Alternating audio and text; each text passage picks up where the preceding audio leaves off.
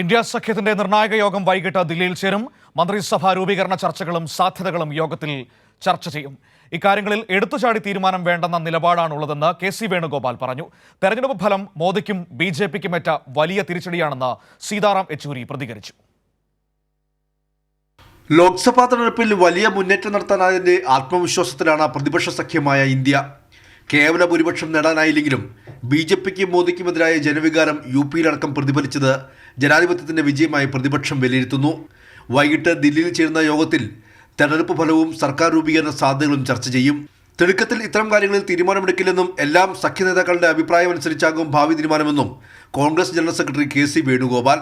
കോൺഗ്രസ് മാത്രം അഭിപ്രായം പറഞ്ഞാൽ പോരല്ലോ, മറ്റു കക്ഷികളെല്ലാം കൂടി ആലോചിച്ച് എന്താണ് നമ്മുടെ മുന്നിലുള്ള വഴി എന്ന് മനസ്സിലാക്കുക.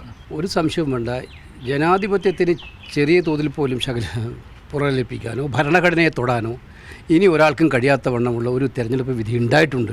യു.പിയിലടക്കമുണ്ടായ തോൽവി ബി.ജെ.പിക്കും മോദിക്കുമേറ്റ വലിയ തിരിച്ചടിയാണെന്ന് സീതാറാം യെച്ചൂരി.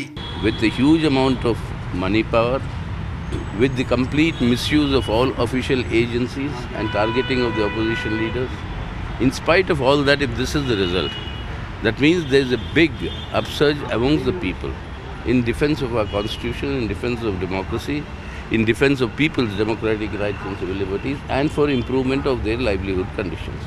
ദില്ലിയിൽ ചേരുന്ന യോഗത്തിൽ അഖിലേഷ് യാദവ്, തേജസ്വി യാദവ് അടക്കം പ്രധാന സഖ്യ നേതാക്കളെല്ലാം പങ്കെടുക്കും. മമതാ ബാനർജിക്ക് പകരം അഭിഷേക് ബാനർജി എത്തുമെന്ന് അറിയിച്ചിട്ടുണ്ട്. നിതീഷ് കുമാറിന്റെ ജെ.ഡി.യുവിനെയും ചന്ദ്രബാബു നായിഡുവിന്റെ ടി.ഡി.പിയെയും ഒപ്പം നിർത്തി മന്ത്രിസഭ രൂപീകരിക്കുമെന്ന അഭ്യൂഹങ്ങൾ ശക്തമായിരിക്കെ രാജ്യതലസ്ഥാനത്തെ യോഗം ഏറെ നിർണായകമാണ്. കൈരളി ന്യൂസ്, ദില്ലി.